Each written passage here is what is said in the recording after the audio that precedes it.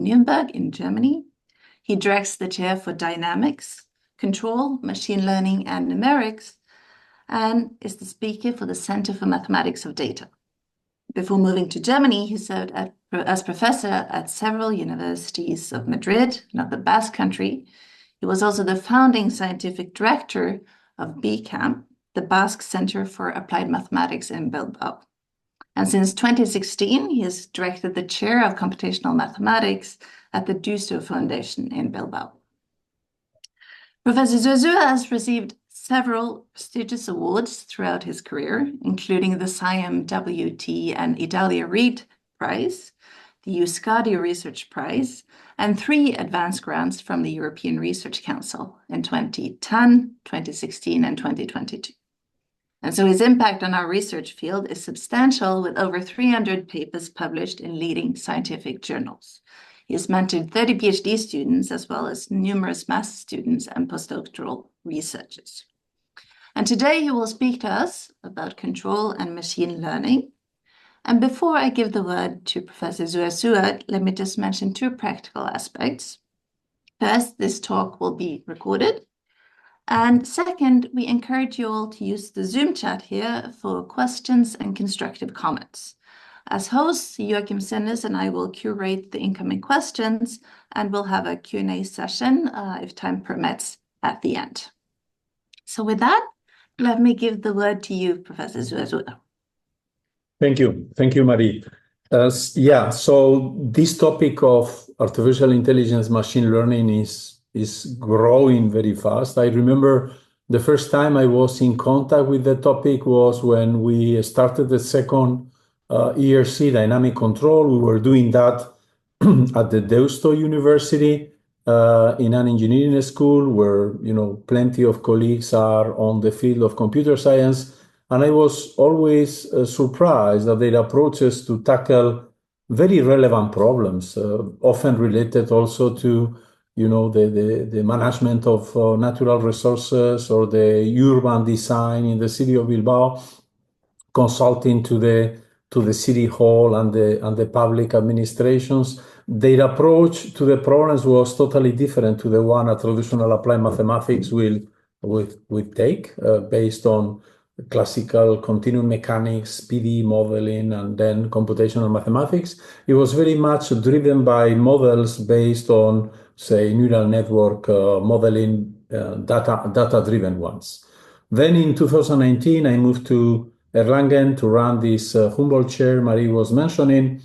And there also, Erlangen is a fantastic place. The university is much more than the university itself. We have a very rich perimeter with the Fraunhofer Technological Center next to us. We have also a very vibrant medical valley cooperation with Siemens, with Adidas, Puma, and Schaeffler in automotive industry. And they were all very much interested on artificial intelligence and machine learning solutions. So then we said, okay, let's try. We have the opportunity of a Humboldt chair. Let's try to do something on this area. And we started to try to learn about this. By now, everyone knows, right? So the context nowadays, until 1 month ago, I was showing the logo of ChatGPT for the first slide. Now we have to put next to it the logo of DeepSeek. It took just a few weeks to enhance, to empower ChatGPT with,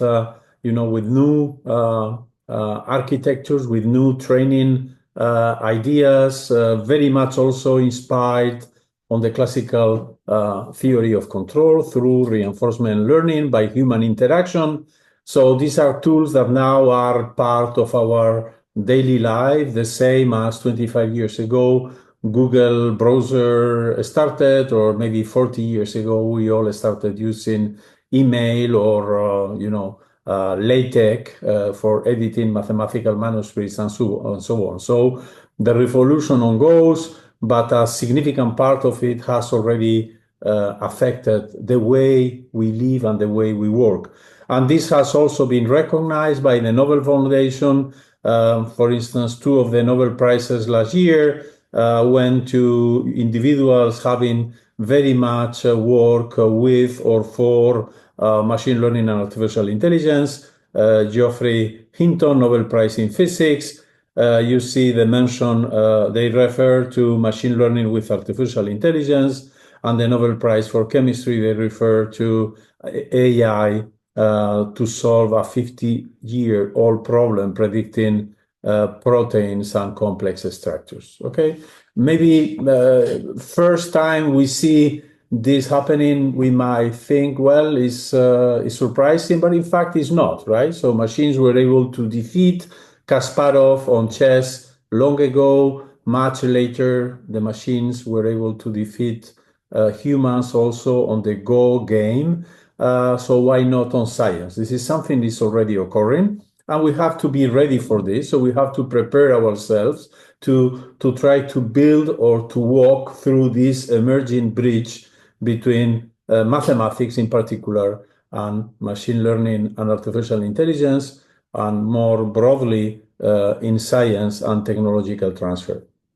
So my perspective is very much conditioned by my own expertise, in particular in control theory. You see here on the left a video, classical video, control theoretical video, where you see 4 dogs herding a flock of sheep. Okay, this is a classical control problem: particles for sheep, particle for dogs, interaction, control objective, and you see how these 4 dogs in blue dance and generate this corridor, this invisible corridor along which sheep evolve, right? So on the video on the left, dogs are evolving in blue freely, simply following the instructions of the shepherd, right? So the shepherd knows what the goal is to bring this flock of sheep to the destination here, northeast, right?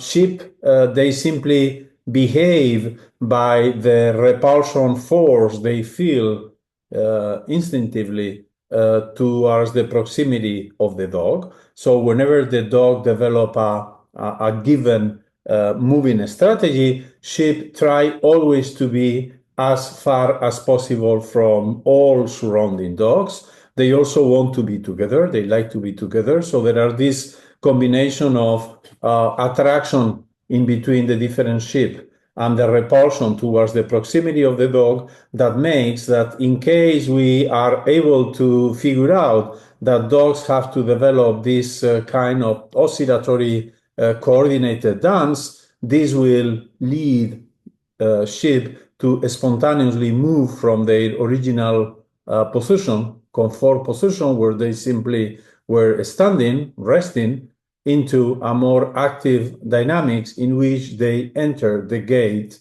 that they don't even know it exists. They enter the gate simply by avoidance and pushed by the proximity of the dogs.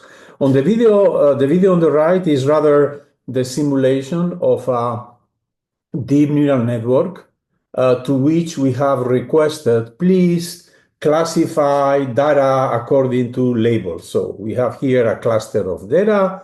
This cluster of data was made of green dots, yellow dots, and purple dots. And we ask, the deep neural network as a dynamical system that takes all this data and layer by layer, acting as a time discrete dynamical system, moves, pushes each of these particles, each of these data. Particles now are data, right?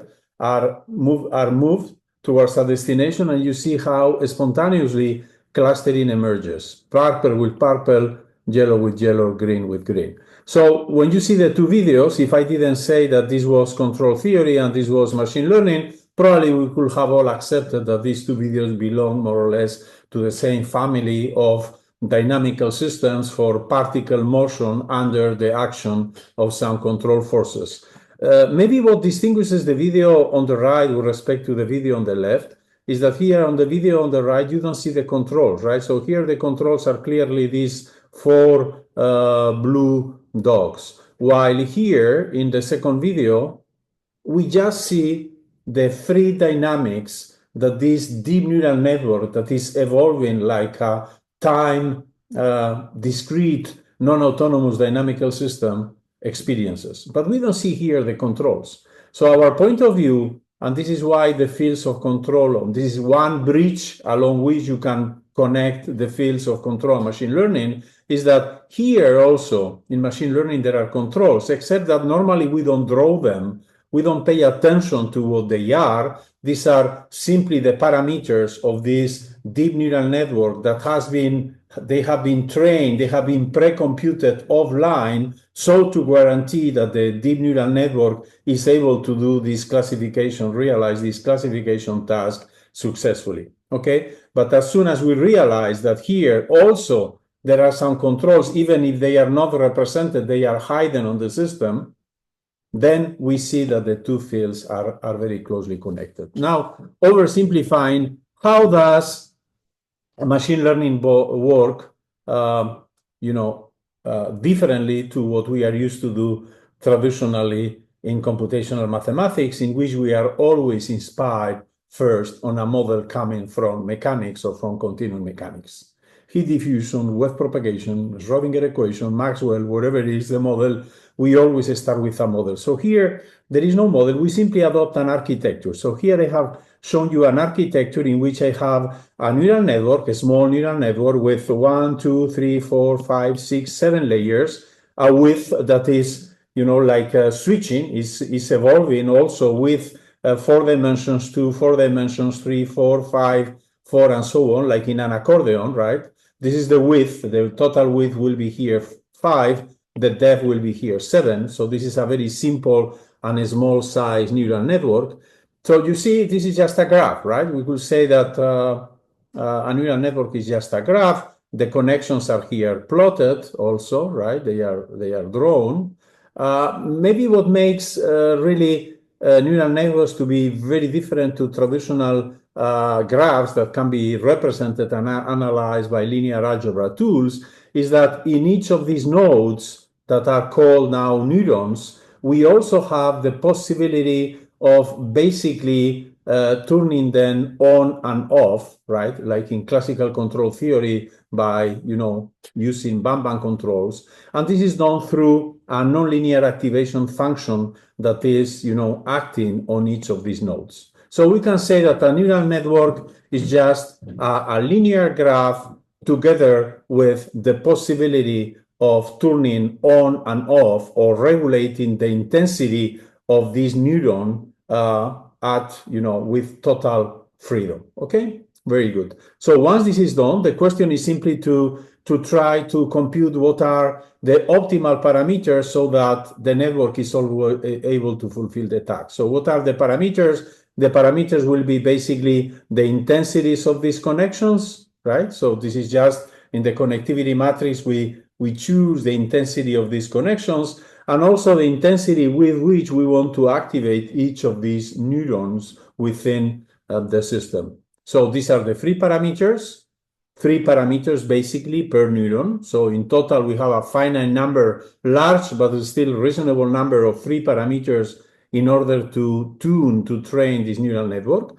And our goal is to say, listen, I need to bring every initial datum to the corresponding label, to the corresponding color, and I do that by classical least squares methodology, of course, to guarantee that the problem is coercive, that the optimization problem is well posed. I also penalize the parameters. I will explain them later, A, W, and B, as I anticipated, basically 3 parameters in each neuron, and then I apply a gradient descent methodology, solve this problem, this optimization problem, take the coefficients that come out this process of optimizing, and with these parameters, try to see whether, to which extent, the dynamics, the discrete dynamics this system generates is successfully solving the task or not, as you have seen in the previous slide. Okay, this is what we do. Of course, it's very different to classical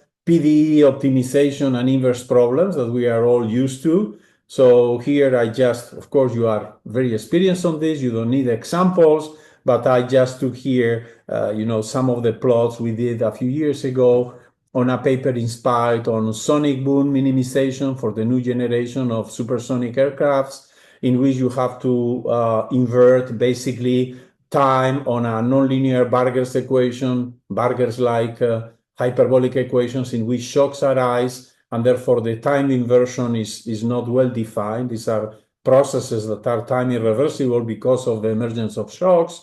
One can develop adjoint methodologies, optimization and adjoint methodologies, but the issue is very delicate depending on whether the numerical schemes we adopt for solving the PDE, for reducing the infinite dimensional PDE model into the finite dimensional one we can tackle computationally, whether this numerical scheme is well balanced or not, whether it's able to capture the long time asymptotics of the system or not, right? And here you see some successful simulations, while here you see some others that are artificially amplified precisely because we took a numerical approximation that was too much dissipative and not therefore well behaved asymptotically, okay? So this is the classical perspective, based always on a model to start with, like the Withan model for sonic boom propagation in supersonic aircrafts, right? Which is a nonlinear Vargas-like equation derived out of Navier-Stokes,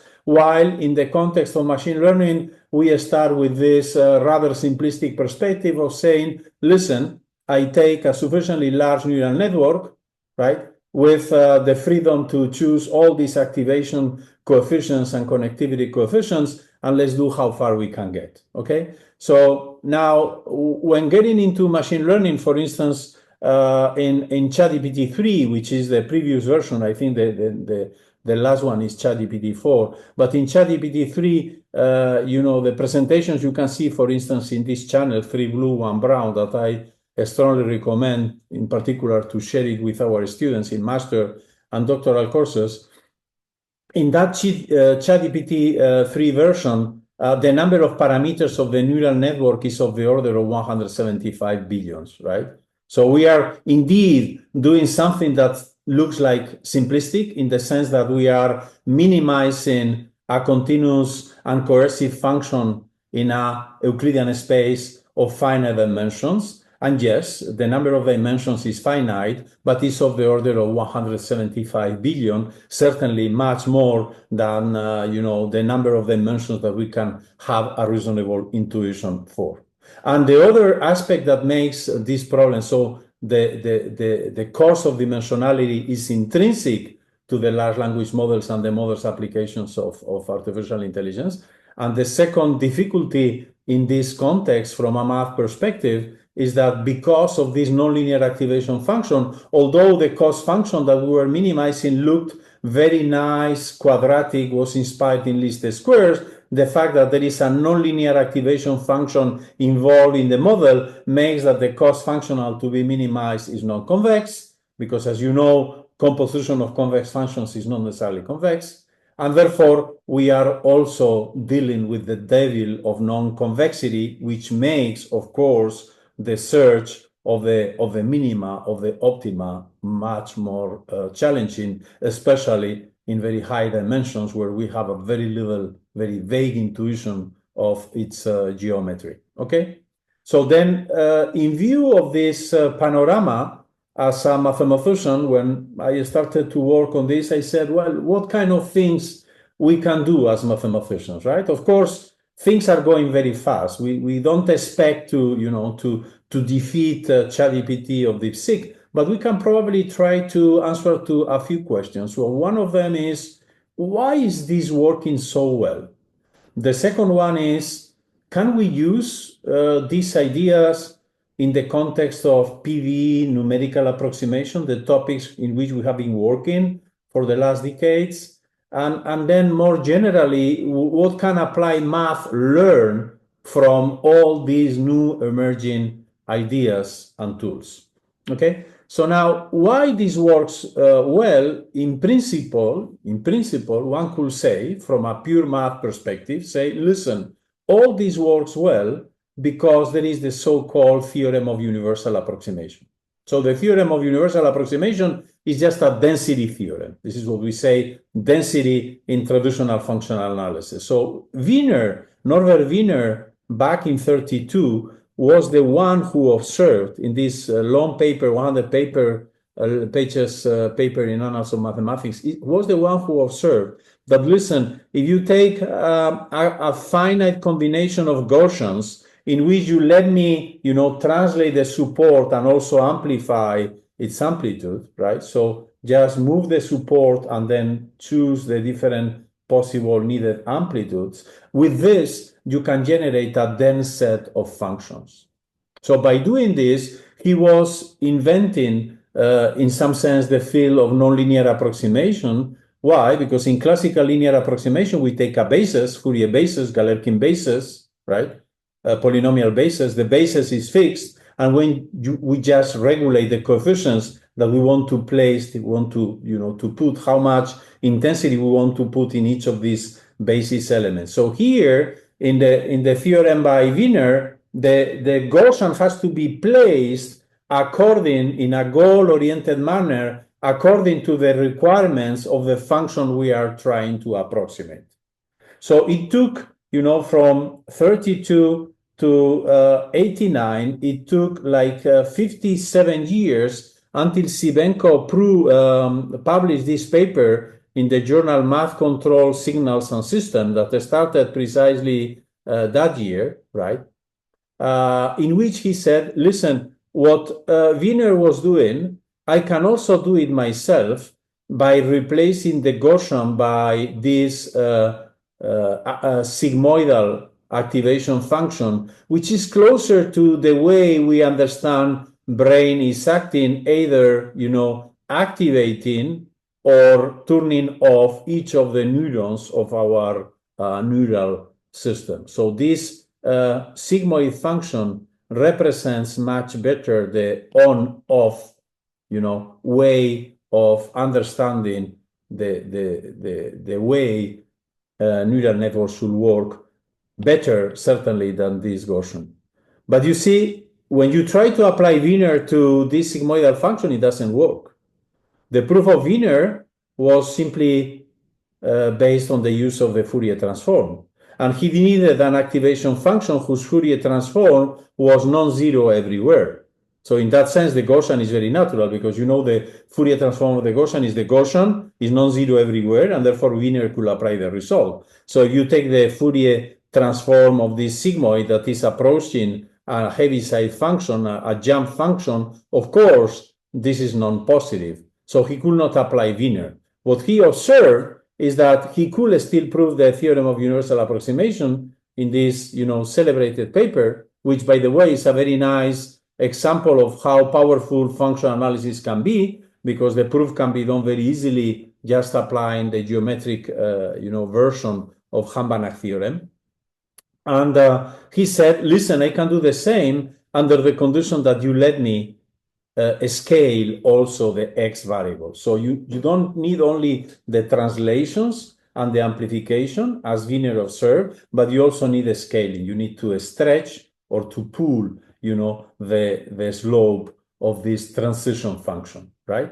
And the reason for scaling to be so important is that, you see, in particular, when you make this sigmoidal function to be sharper and sharper and sharper, it becomes a Heaviside function. And therefore, this model then is really acting as a guillotine that is able to perfectly separate right and left, 0 and 1.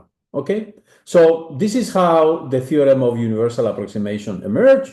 It was, in principle, just a complement to the classical functional analysis and approximation theory. We knew Storm-Weierstrass, we knew Fourier, we knew finite elements. There were many examples. This is one more that belongs to the category of nonlinear approximation theory. But then people were very excited because they said, listen, this is the simplest example of neural network in which I have just, one layer. So depth is 1. Of course, height, in this case, the width will be n, very large, because, of course, in order to guarantee an approximation, a density for a very complex, if I want to approximate a very complex function, I will need many, many, many neurons, right?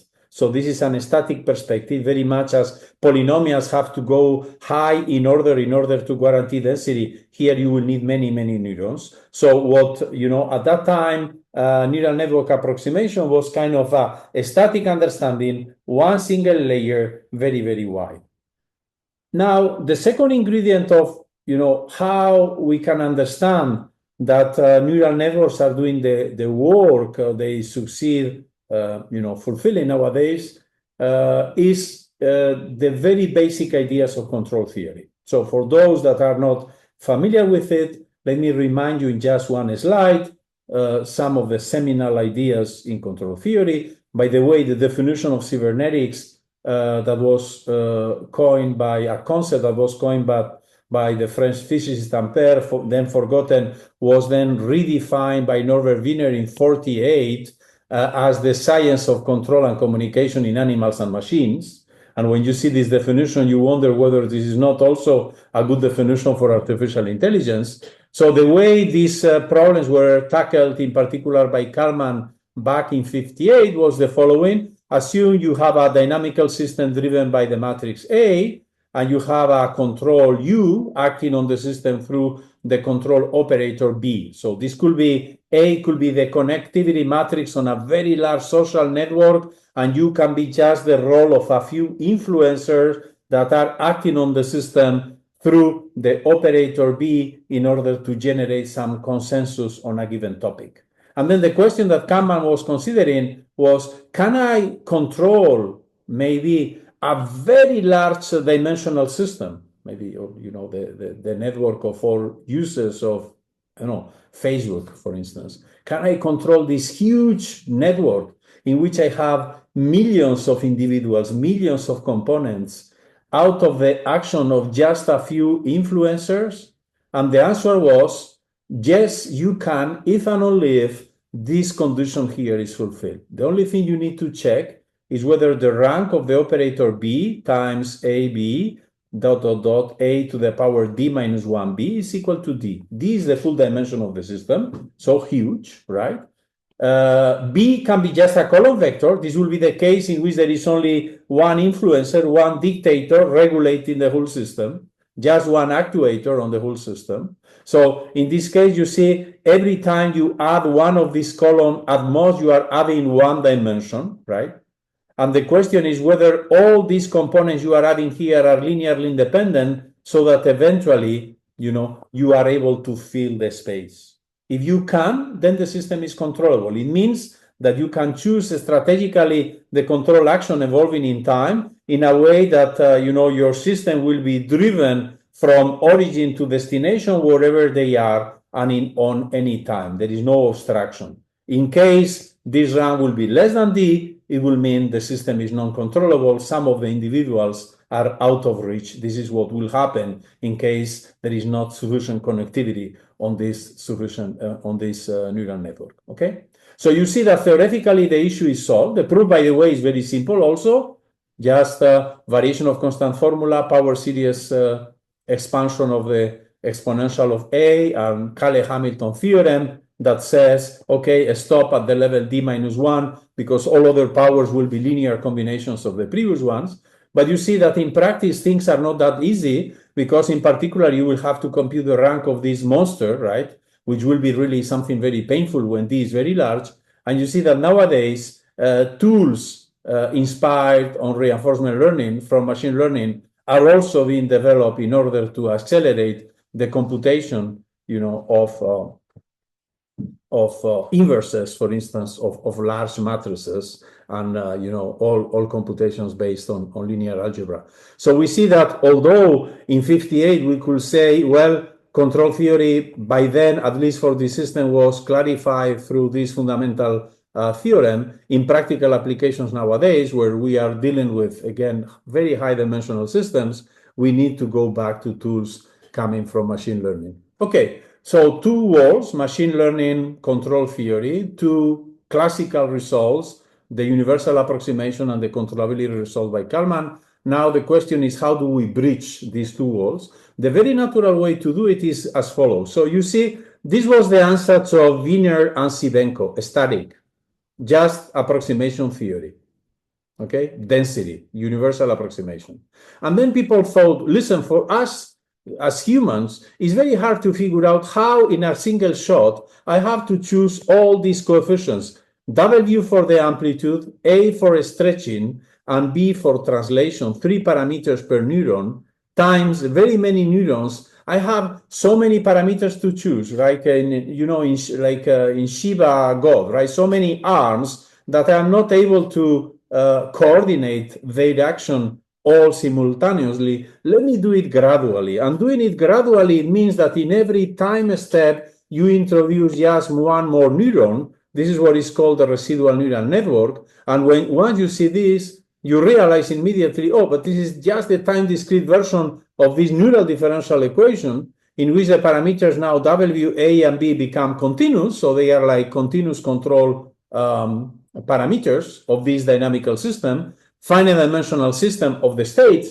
many states of very high dimensions, because this state can be representing, the state of mind of a neural network, or can be represent an image in the very high dimensional space of high resolution images, or whatever other object you are dealing with in other applications like finances, social sciences, biology, whatever.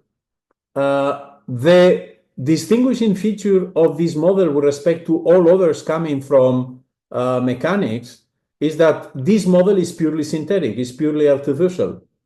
My answer is, whatever the problem is, I adopt the same model. The only thing I need to change is the parameters A, B, and W. And this model is nice, but on the other hand, it's also nonlinear, because the driving nonlinearity sigma will typically be this rectified linear unit. I didn't tell it you before, but the activation functions evolve from the original Gaussian by Wiener, because he was thinking in the Fourier transform, into the sigmoid by Sibenko, to the ReLU, when people realize, listen, if I want to realize the same theorem as Sibenko, I can't just do it by a globally Lipschitz function, which is the so-called rectified linear unit, which is 0 to one side and linear to the other. This is the simplest possible function that can distinguish left and right by being Lipschitz. And being Lipschitz, of course, is very useful because I have to solve this nonlinear dynamical system. So once this is done, problems in approximation theory and in machine learning, many of them can be understood as control problems for this neural differential equation, with the very peculiarity that here the nonlinearity is not inspired on, elaborate modeling considerations based on physical observations, but is rather based on the systematic use of the ReLU, based on this very elementary idea that the theorem of universal approximation guarantees that, yes, whatever the reality is, we can always approximate it thanks to the density. Okay, very good. But now there is a big difference when thinking on classical control problems and the machine learning ones. In classical control problems, the issue was sending a rocket from Earth to the moon. While here we are dealing with data sciences, and our goal is to be able to classify data, and for instance, in this context, be able to distinguish red and blue, be able to map all the reds simultaneously to one side while the blue are moving to the other side. So the problems of control we encounter in machine learning typically adopt the form of huge, high-dimensional, simultaneous or ensemble control problems. Okay? So a typical example will be build a machine for classifying trash. I do it in the context of machine learning. I will teach the robot, that this is plastic, right, and goes to yellow, that this is glass, goes to green, that this is paper and goes to blue, and so on.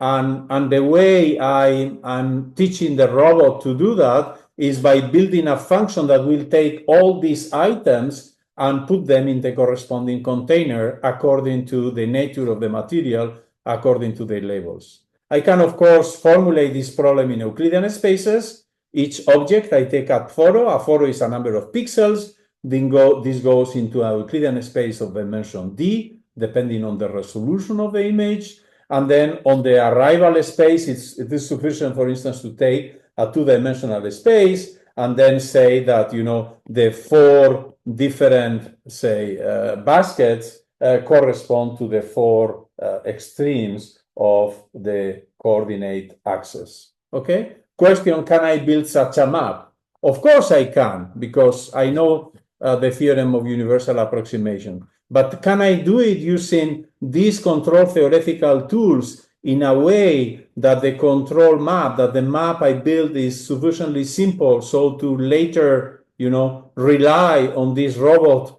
to generalize, which is our goal, because our goal is not really to, to classify once forever 32 items, but to make sure that the machine we build will be able to classify items properly in the future so that we can devote our time to do something else while the machine is doing its job. This is precisely the goal of cybernetics, okay? And then when you train the model, if you minimize and try to look for the coefficients in order to guarantee that each item goes to the corresponding basket, then you see precisely the kind of videos I have shown you in the previous slide. In our Science Review paper 23 with Dominic Ruiz-Vallet, who is now a postdoc in Paris Dauphine, what we said, listen, if you are in dimension 2 or higher, the theorem says, yes, we can. The theorem simply says, in dimension d equal 2 or higher, not in dimension 1, because in dimension 1 there is no room and particles will collide, but in dimensions 2 or higher, if you give me an arbitrary number of dots to be classified, and you give me an arbitrary number of baskets to which they have to be allocated according to the labels, this neural differential equation can do it under the condition that you choose the coefficients of your neural differential equation to be of piecewise constant shape and switching sufficiently many times to deal with the complexity of the data constellation you are given. By doing this, of course, when building these trajectories of the neural differential equation that simultaneously bring all data to the corresponding destination, we are also shaping the characteristics of a transport equation. This will be a neural transport equation in which you have a vector field depending on x and t, which is non-autonomous, but is extremely simple because it has always the same geometry. The space shape of the vector field is always the ReLU function, just oriented, translated and amplified according to the parameters that depend on t. So we are moving initial positions to the final ones, and therefore we are mimicking the classical transport problems a la Monge or Kantorovich, except that in this case, we are not claiming that this is done according to the rules of optimal transport, but rather this is done under the constraint of the vector field being neuronal. So this will be neural transport, again, to be compared to optimal transport. So I will not give you the details of the proof. Let me just show you why it works. And the reason it works is the same as why the Rubik cube can be solved. We all know how this can be done, or we have at least observed how this can be done. So a Rubik cube, regardless how messy the initial configuration is, can be resolved to the configuration to the right, in which you see that all micro sides of a given color are collocated over the same big face, right? So this is you agree with me that this is very much what we are aiming to do with particles that have to reach a given basket according to the color, right? So here is the same. We have a disordered configuration, and we want to bring it to this homogeneous one, okay? This is supervised learning also for the Rubik cube. And how do we do it? We can do it in a finite number of actions, and in each action, one hand holds half of the cube frozen while the other one rotates. Okay, very good. So we do the same here. And we observe that this neural differential equation can precisely do this. So think again on sigma as being the ReLU, 0 to the left and linear to the right. Now, assume you are at a given time, you are sitting on one of these particles, xt, and let's try to figure out what this ODE, neural ODE is doing. This neural ODE is telling us the velocity of motion of this particle is equal to W sigma A dot x plus B. But what is sigma A dot x plus b? Well, A dot x plus b is just A dot x plus b equals 0 will be just a hyperplane that is cut in space into two halves, translated according to the vector b, right? And then also perpendicular to the vector a. So whenever I choose the vector a and the value b, I'm just choosing one hyperspace that is cutting a space, a hyperplane that is cutting a space into two subspaces, okay? So on the subspace where a dot x plus b is negative, sigma is 0, and therefore these particles sitting on the half space where this quantity is negative don't move. They are frozen, like those mini cubes of the Rubik cube that are being held by the left hand, okay? While on the active part, where a dot x plus b is positive, then sigma is linear. This is a linear ODE, some exponential response, but the direction in which these particles will move is given by the direction of the wind. So in this neural differential equation, if you think on controls that are piecewise constant, whenever you make a choice of a constant action, the only thing you are doing is cutting a space into two halves and pushing the half space on a given direction of the wind. And you are totally free to choose the hyperplanes A, B, and the direction of motion W. If you do that in an inductive manner, then you can succeed. Let me just show you how this works in a very simple example. You have here 9 points to be classified on 3 baskets according to colors. All of them are well classified except for this blue. And my claim is that I can easily classify this blue, put it into the blue region without, of course, undoing the good classification of the 8 other by keeping the 8 other well classified, so to achieve the complete classification. And I can do it just by using this model, strategically choosing the directions of cuts and motion. And just to simplify the presentation, here I will use 4 motions, although 2 of them will suffice, right? Just to make the video simpler. And I will limit myself to use hyperplanes that are horizontal or vertical, although in principle they are totally free, and also motions that are vertical and horizontal, although again, I could also allow myself for oblique motions. So left frozen, right goes up. Down frozen, up goes left. Up frozen, down goes left. Left frozen, right goes up. You iterate by induction, you can prove the theorem of yes, we can, and then you understand in particular how data classification, data representation can be understood as a giant simultaneous or ensemble control property of one of these neural differential equations. Of course, nowadays, when you look to the architectures employed in large language models, you will be told, listen, the attention mechanisms are helping a lot, and indeed that is the case. Of course, if you will proceed with the proof I have given you, this will become very, very, very heavy. But on the other hand, you also understand that here, if instead of having one blue dot here, I had here 1 billion blue dots coagulating here with the same complexity of the control, I will be able to bring them all together, because many dots that are, close together, they just behave like a cluster, like an elephant, and can be moved with the same complexity. So the attention mechanisms can be interpreted as time discrete dynamical systems that play the role of clustering information, so to accelerate the success of classical feed-forward models. Okay, very good. This is the answer to the first question. Why it works? In some sense, we have given some tips of directions of research and thought to try to explain why these algorithms work so well and how this is related to other maths we already know. The second one is math for PDs. We are running a bit out of time.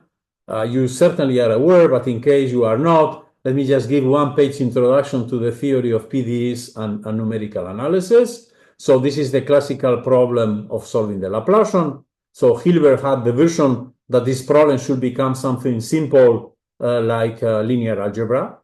So now we know that this is indeed the case. If we know the Hilbert space H10, the solar space H10 omega, then we know that solving this PDE is just minimizing the Dirichlet energy over this Hilbert space. And this is very easy because this functional is continuous, coercive, and convex. And therefore, there is a unique minimizer in this Hilbert space. It can be found in theory using the gradient descent methodology. And to make it, practical, we replace the Hilbert space by a finite dimensional projection, the finite element subspace. And with this, we can indeed, show that the minimizers of this finite element projected version, gamma converge to the minimizer of the PDE problem. And not only this, but according to the classical finite element theory, we know also that there is an order 1 approximation rate, at least whenever f is, say, in L2, so that the solution is one more derivative regular than H1. Okay? This is the summary of PDE and numerical analysis. And now, once we have learned about, the theorem of universal approximation, then immediately we will have the following idea. We say, well, listen, if I have to use neural networks in the context of PDE, something that I could easily do is to adopt, for instance, the ansatz by Wiener or Sibenko, and then minimize the same functional. But instead of doing it in the subspace of finite elements, let me do it in this manifold governed by this ansatz. Okay, this is again a finite dimensional manifold within the space H10 within the Sobolev space. What is the difference when we do this with respect to the previous case? The difference is that although the functional remains the same and the dimension of this manifold remains finite, now this manifold is not a linear subspace anymore, and therefore the minimization problem becomes highly non-convex. So we see that even if we try to replace the classical approximation theory of the finite elements by the neural network ones, there is a very important price to pay, is that we lose convexity, and this of course will be immediately felt when trying to minimize the corresponding functional. So you see a way that people have developed, in spite of the classical relaxation techniques in the calculus of variation and in control theory, a way in which people were able to escape to this lack of convexity was convexification. And, this is it takes some time to figure out how this can be done, but once we know it's very elementary. The remark is the following. The remark is, listen, this expression here, a la Sibenko, is nothing but the action of a measure on the parameters A and B on this activation function sigma that now we view as a function of three variables, A dot x plus B. Because whenever you integrate this function sigma IX plus B against a measure on A and B, of course you get a function of x. And this integral, which is a continuous integral on A and B, will become this discrete sum if and only if this measure is atomic, right? This measure is just composed by k Dirac deltas sitting on the points AJ, BJ, and with weights with amplitude WJ. Oh, now we say, listen, that is fantastic because now I have a linear expression on the measure, and therefore I could go back to the Dirichlet functional, right? But now written in this space of measures instead of being in the finite dimensional context of neural networks a la Sibenko or Wiener, right? So now the problem is linear. Linear plus quadratic, fantastic. I can still apply classical linear quadratic theory. But you see, you pay the inconvenience of, being now in the space of measures versus the space H10, the nice Hilbert space that Hilbert had in mind. So you see that in this context of neural networks for PDEs, this is an important warning. Listen, of course you can do many things, and many of these things are very natural and actually not so complicated, but you always pay the price of convexity.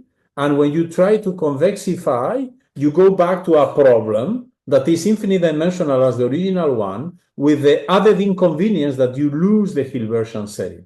So be careful. We are here trapped in some of this, Escher treppe escalator. Okay, very good. Now, just moving forward, I think it is for all of us a great idea to try to cooperate in this new emerging field of, I like to call it PDE plus D. PDE plus D is partial differential equation plus D for data. So how do we integrate all this understanding, the classical understanding of computational mathematics, with these new methodologies in machine learning and artificial intelligence? If you ask me, for instance, can I model dynamic data? I will tell you, yes, I can. I just replicate the same theorem as before as many times as it is needed, right? So for instance, here you give me measures given by sensors at different time instances about a different physical, given physical phenomena, temperature in different locations of the city, right, of Oslo. And then the thermometer say first in the morning black, then blue, then green, then red, then, yellow, and so on. Can I interpolate all this data and generate a neural network dynamics that is able to pass by all these points? And the answer is yes, of course I can, because I can simply replicate again and again and again my algorithms, my theorem that was able to say, listen, I can map the 5 initial data into the 5 final data. Now, when you do this, you get a dynamics that is purely artificial, that is not taking into account at all the physics of the problem. And then we have to figure out how this can be done. And of course, this can be done in some sense because wherever the dynamical system you are thinking is, by applying the theorem of universal approximation to the nonlinearity, not to the solutions, but to the nonlinearity, you can get a model which is driven by a neural network, therefore simpler to handle, and which is able to approximate the vector field driving the nonlinearity as much as you wish. So in some sense, you can see that models that only involve neural networks as nonlinearities and coefficients, they are also dense in the class of possible models you can think of.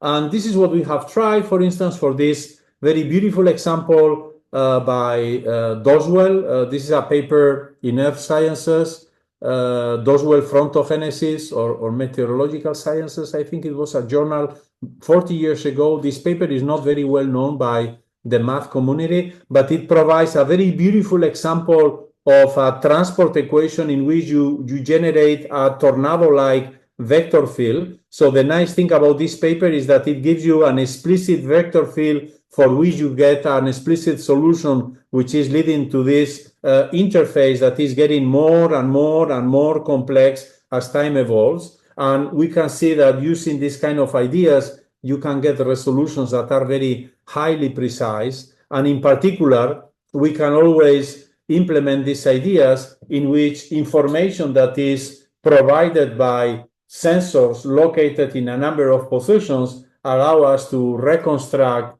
solutions of the PDE, right, on a way that it really mimics in a very accurate manner the tornado phenomena under consideration. So all in all, I will say this new field of PDE plus D is about combining the two hands, right? One hand, right, mechanics, PDE, and classical numerical analysis. The other hand, data, the capacity of neural networks of representing and approximating complex data behavior in a synthetic manner. And then the need of merging both of them. Our proposal that we have successfully implemented in an example that I will just mention very briefly to give you an idea is that it's not about choosing one or the other. It's just about trying to develop a collapse strategy, try to merge them, right? Of course, I don't expect the PDE solution to be able to see all the data in an exact manner.